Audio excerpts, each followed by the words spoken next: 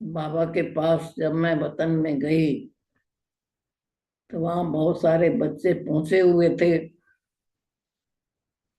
तो रूहानी बाप रूहानी बच्चों को बहुत दृष्टि दे रहे थे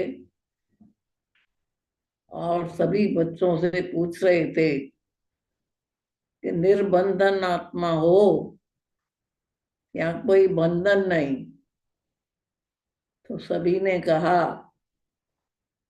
बाबा वैसे तो निर्बंधन है, परंतु कोई न कोई बंधन बीच में आ ही जाता है। बाबा ने कहा कि तुम रूहानी बच्चों को निर्बंधन निश्चिंत बन करके रहना चाहिए। किसी बंधन में फंसना नहीं चाहिए। भले कितने भी बंधन आए। फिर बाबा को भोग स्वीकार कराया, सबका याद प्यार दिया।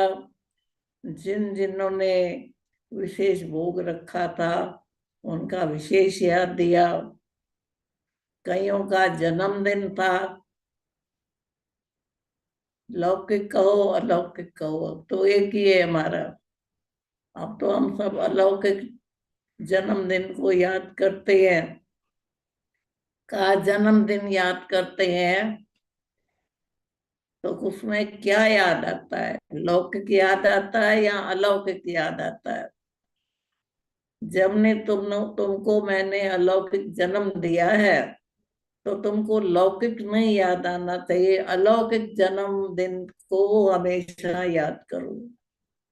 क्योंकि सारे कल्प में अलौकिक जन्म सिर्फ संगम पर ही मिलता है। तो जिनका भी जन्मदिन का बाबा को याद प्यार दिया, उनको बाबा ने मुबारक दी।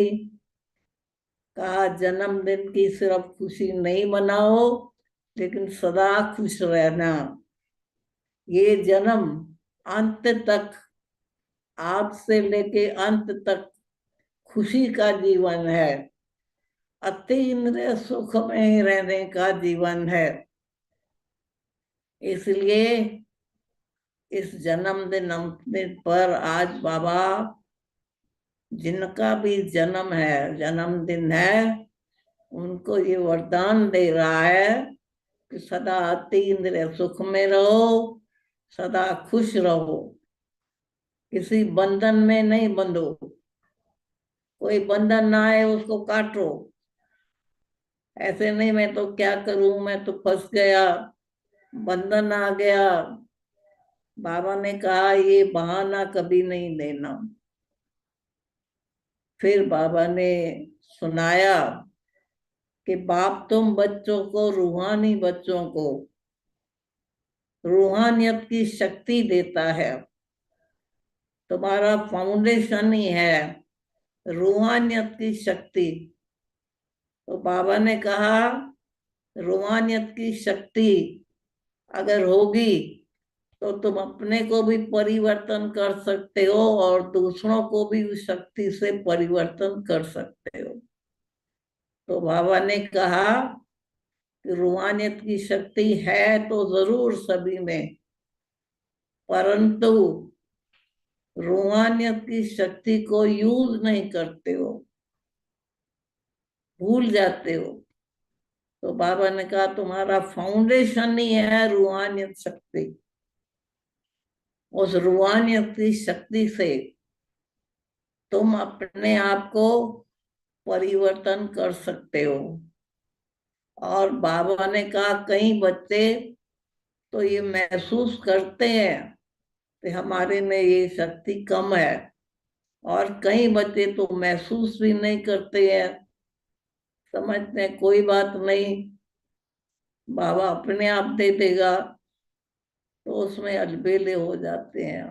तो जितनी जितनी रूहानियत की शक्ति में रहोगे तो सब काम तुम्हारे सहज होंगे। बाबा तुम बच्चों को रोज रूहानी बच्चों को याद प्यार देता है, तो तुम रिटर्न में तुम भी बाबा को याद प्यार देते हो। इसलिए अपनी रूहानियत की शक्ति को भूलो मत। बाबा ने कहा चलते चलते कोई न कोई माया का विघ्न आता है, फिर रूहानियत के बजाय फिर वही जिस्मानी देह अभिमान में आ जाते हैं।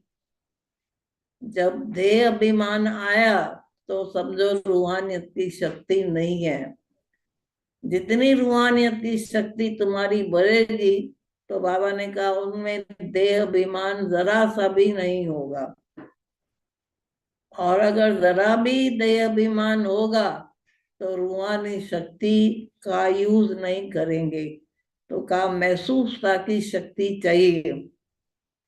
फिर बाबा ने कहा कि बंधन वाला जो होता है वो कभी खुश नहीं रहता है, कभी अतीन्द्रिय सुख में नहीं रहेगा।